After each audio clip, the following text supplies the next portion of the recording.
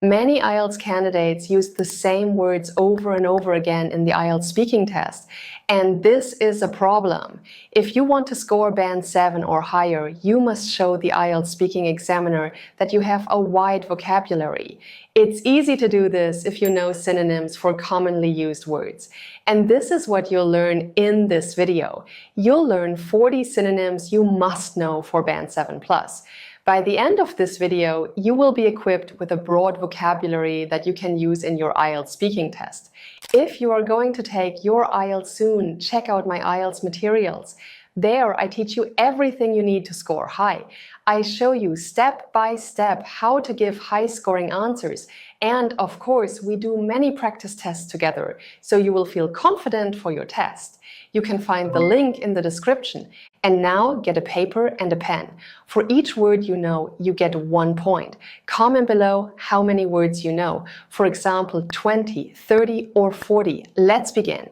As you may already know, the IELTS speaking exam covers a wide range of topics.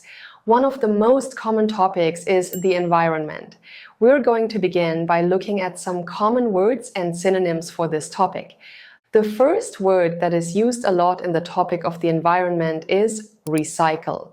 Instead, try using repurpose, meaning to find a new purpose for something. For example, instead of throwing away old clothes, I try to recycle them by making them into cloths for cleaning or reusable bags. This becomes, instead of throwing away old clothes, I try to repurpose them into cloths for cleaning or reusable bags.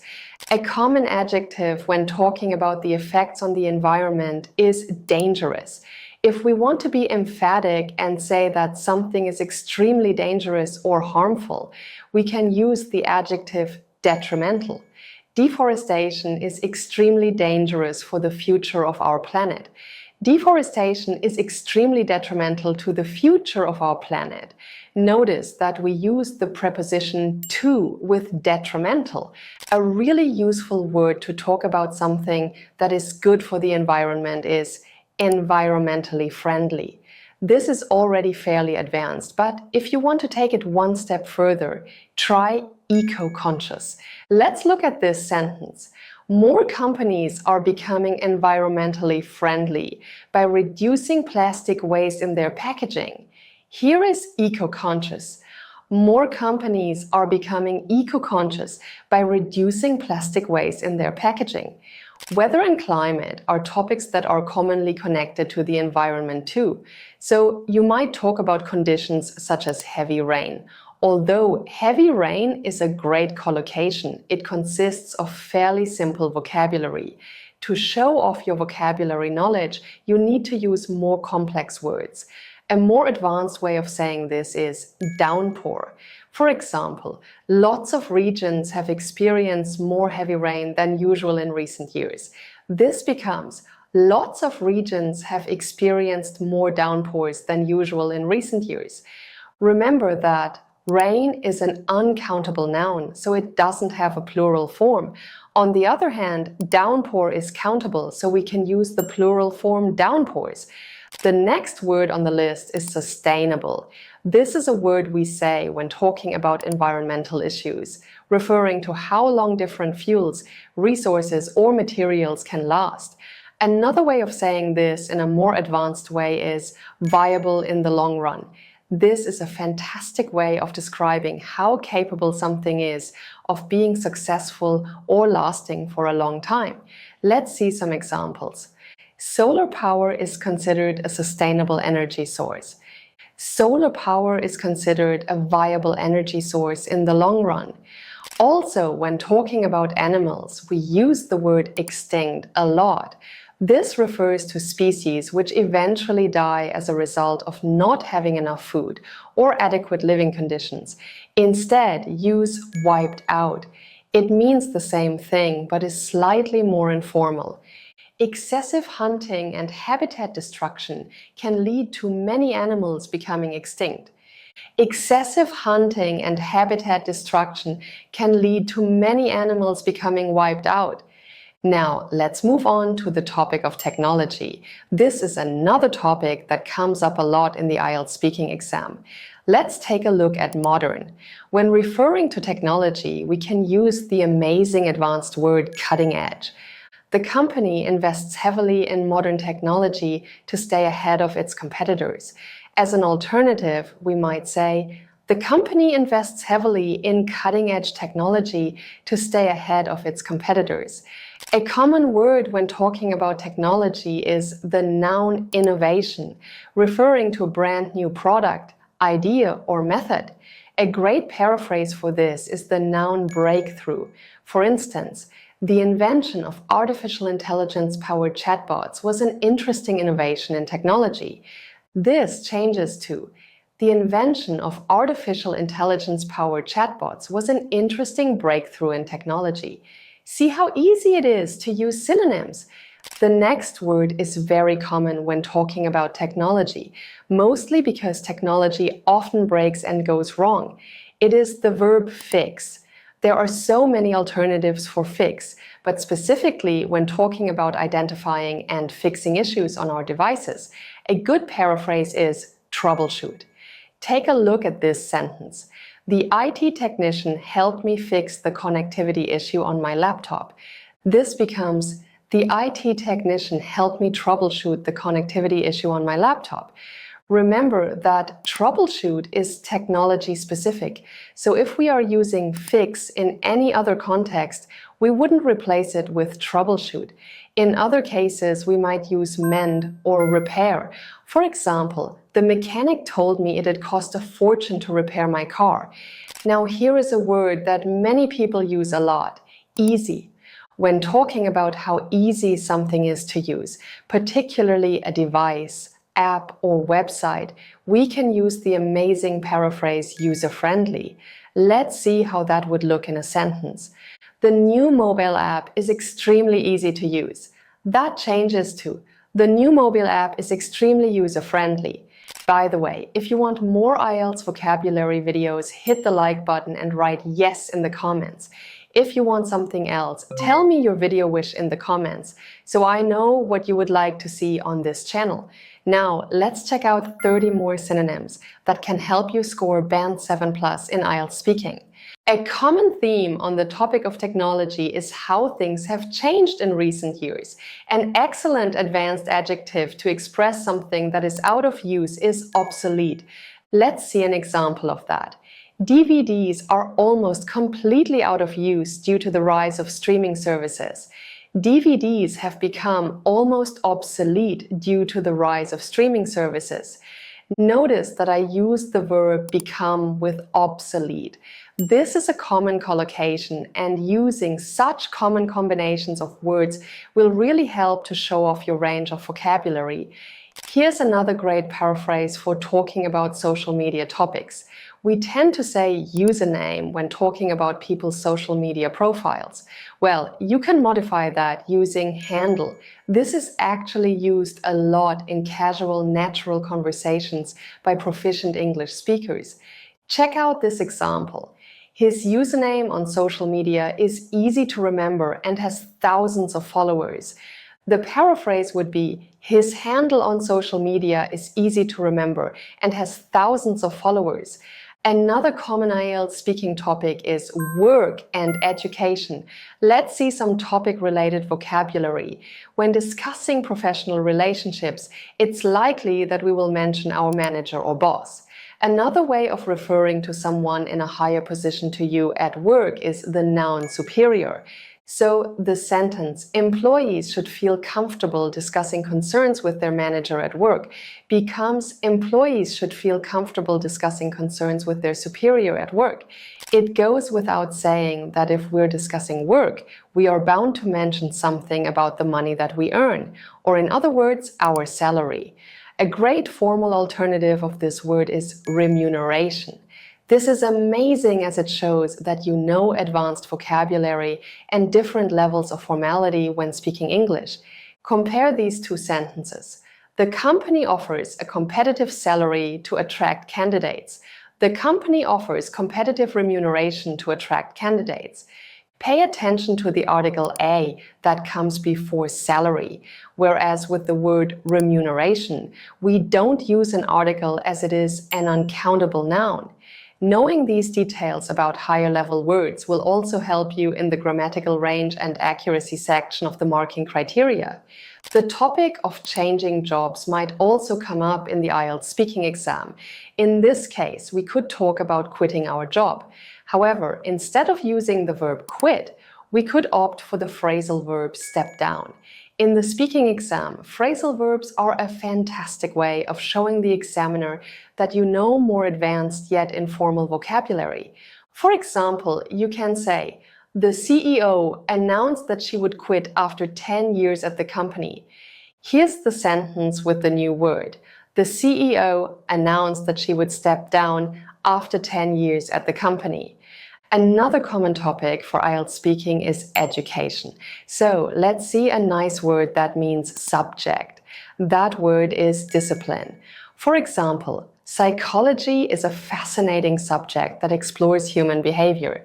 Now, the advanced version, psychology is a fascinating discipline that explores human behavior.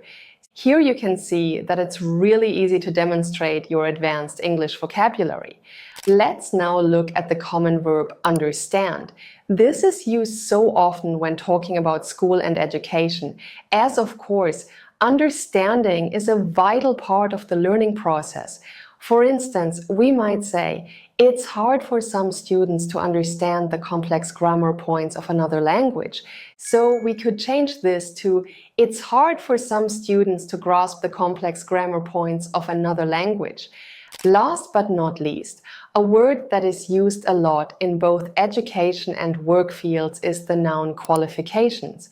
This refers to the studies, certificates, and training you have in a particular area. To refer to qualifications in another way, we can also use the word credentials. Let's have a look at that in context. His qualifications include a bachelor's degree and a master's degree. His credentials include a bachelor's degree and a master's degree. Let's look at another topic now: family, friends, and relationships.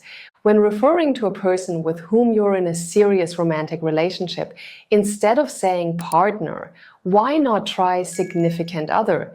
For example, she enjoys traveling with her partner whenever they can both get time off work together.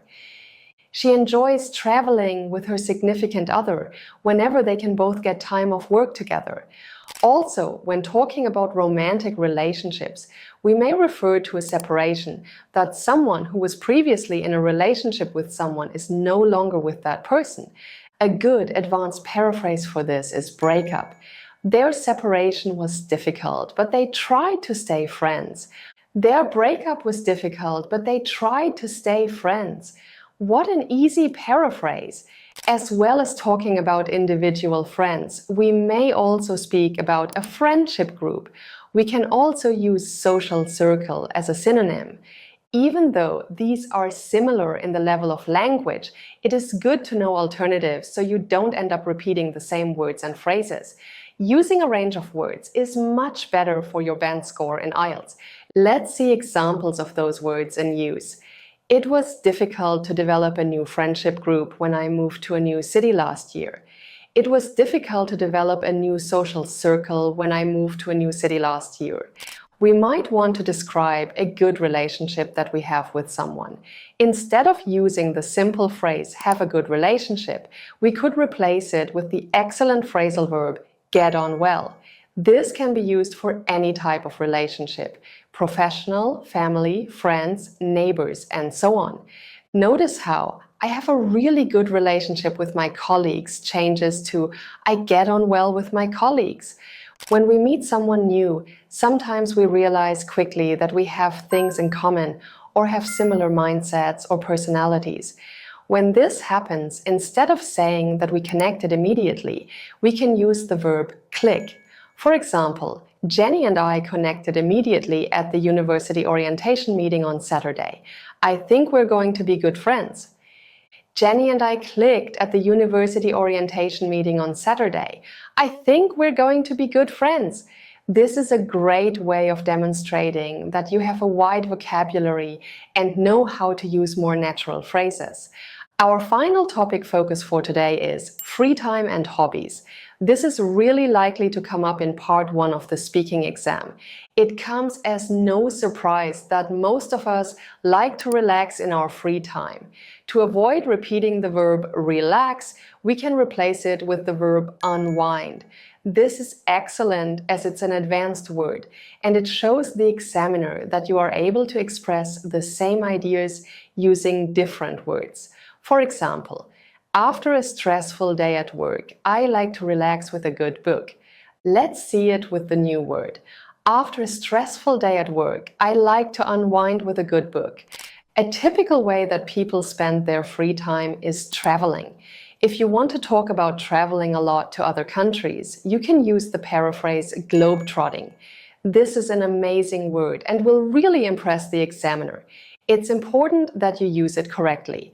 Globetrotting refers to traveling around the world, often going to destinations that are further away, and doing so regularly. So, globetrotting would be a great paraphrase in the following sentence.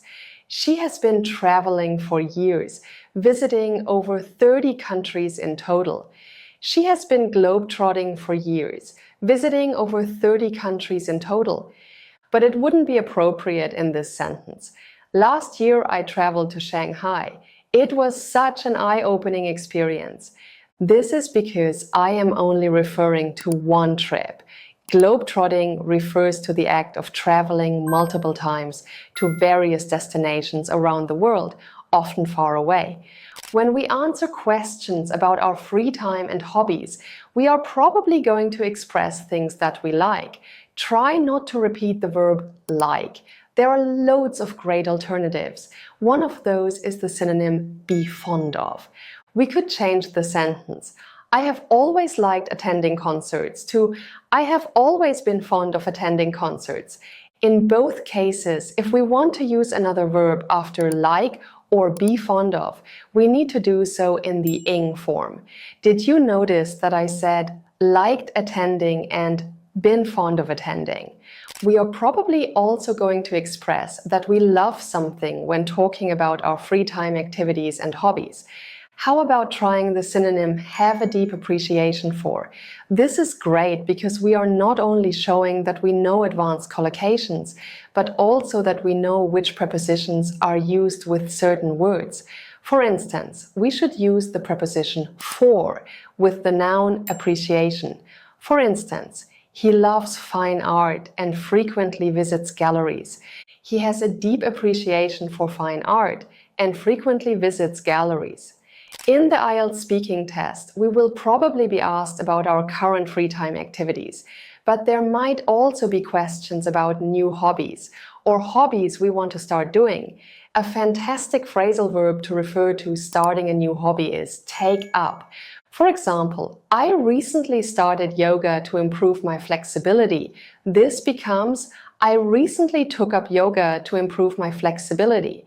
Phrasal verbs are a great way of demonstrating your advanced vocabulary, but make sure that you know whether or not the phrasal verb you are using is separable or not. Some phrasal verbs can be separated with the object going in between the verb and the preposition, like I picked my son up from school at 3 p.m. On the other hand, some phrasal verbs can't be separated and must be kept together with the object going after. Take up is an inseparable phrasal verb. That means that we can't say, I recently took yoga up.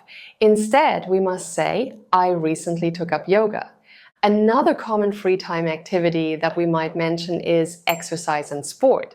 When talking about very difficult exercise that makes us sweat a lot, we might use the phrase work up a sweat. For example, I go to the gym every morning to exercise before work becomes I go to the gym every morning to work up a sweat before work. We'll take a break from topic vocabulary now and instead look at some common phrases that help you sound more natural in the speaking test. Sometimes when we are speaking, we end up saying something that isn't correct or that we didn't intend to say. If we want to correct or clarify what we said, then a common phrase is, I mean.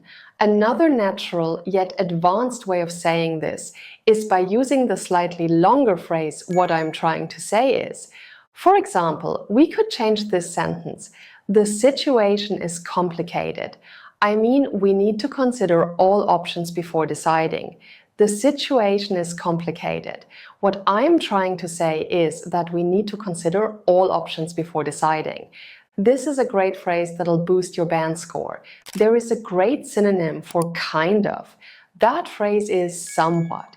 For example, you might say, the movie was kind of disappointing, but the soundtrack was excellent. Try that with the new phrase. The movie was somewhat disappointing, but the soundtrack was excellent.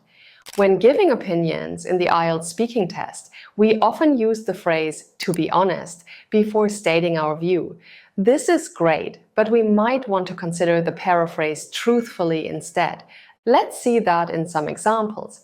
To be honest, I didn't expect to like knitting as much as I did, but it quickly became my favorite hobby. Truthfully, I didn't expect to like knitting as much as I did, but it quickly became my favorite hobby. Also, when giving opinions, we might want to express that we disagree with something. The phrase, I beg to differ, is an excellent synonym for this. So if I say, many people believe that exams are the best way to test knowledge, but I disagree, that could be changed to, many people believe that exams are the best way to test knowledge, but I beg to differ.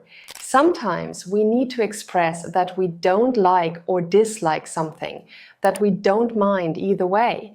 We can also use the phrase, it's all the same to me. For example, whether we eat out or stay in, I don't mind. Whether we eat out or stay in, it's all the same to me. This phrase is more likely to be used at the end of the sentence. When expressing something that has become a habit, we often use the structure, I'm used to it. This tells us that we see an action or behavior as a normal part of our routine. To express the same idea, we could also say, it's second nature to me. After years of coding, she is used to writing complex programs. After years of coding, writing complex programs is second nature to her. When we use used to, we follow that with the action or behavior. We are used to something. However, when we use second nature, we want to start with the action or behavior. Something is second nature to us. A commonly used phrase in IELTS speaking is, in my opinion. While this is simple and clear, you need to use other phrases if you want to get a high band score. A wonderful alternative is the way I see it. So the sentence, in my opinion, environmental protection should be a top priority for all governments, could be changed to the way I see it. Environmental protection should be a top priority for all governments. Last but not least, let's explore some common linking phrases and their high-level alternatives. Giving examples throughout the IELTS exam is so important. The most common way to do this is by using for example, but when repeated many times, it suggests that you don't have a good range of vocabulary. A great paraphrase is, a prime example would be, many countries have implemented renewable energy policies. For example, Sweden, which heavily invests in wind and solar power. Many countries have implemented renewable energy policies. A prime example would be Sweden, which heavily invests in wind and solar power. In the IELTS speaking exam, you should give lots of details and examples. So, to add a new idea, we frequently use the word also. A nice alternative is the phrase not to mention. For example, the city has such interesting architecture. Also, it has an incredible food scene. The city has such interesting architecture, not to mention its incredible food scene. It's also useful to use linking words to explain reasons for things. For this, we can use the phrase due to. Alternatively, the paraphrase stemming from works well here. For example, the company has had a lot of recent financial struggles due to poor management decisions. The company has had a lot of recent financial struggles stemming from poor management decisions. When we conclude our ideas, it's a good idea to use a linking word. A typical example is "in conclusion," but if we want to use more advanced language, we could go for the phrase "all in all." Let's see an example of that. In conclusion, the conference was a great success. All in all, the conference was a great success.